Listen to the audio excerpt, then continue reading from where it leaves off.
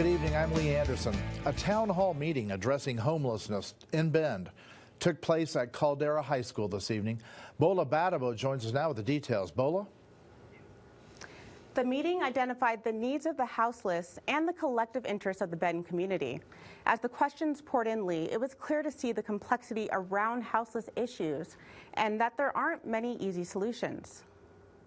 With public response to Bend's proposed shelter changes being overwhelmingly negative, a panel of city leaders addressed some of the questions and concerns residents have about homeless strategies and shelter codes.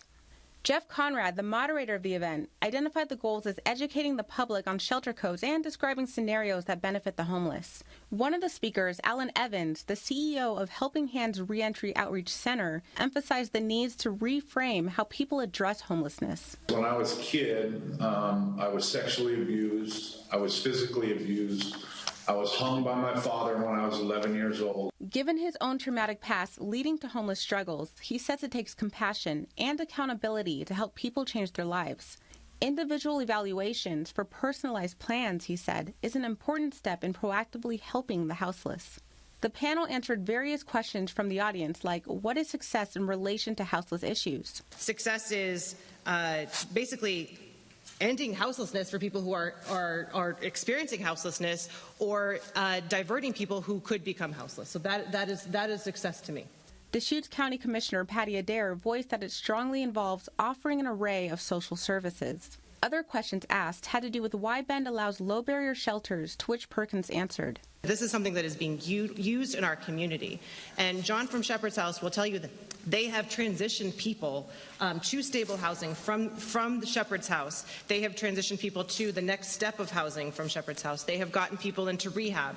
They have gotten people the services they need from that very, very low barrier shelter. And low barrier shelters do actually do what they're supposed to do, which is make these shelters actually be transitional for the people that are living in them. Perkins did mention that the shelter codes, however, do not dictate whether shelters are low barrier or high barrier.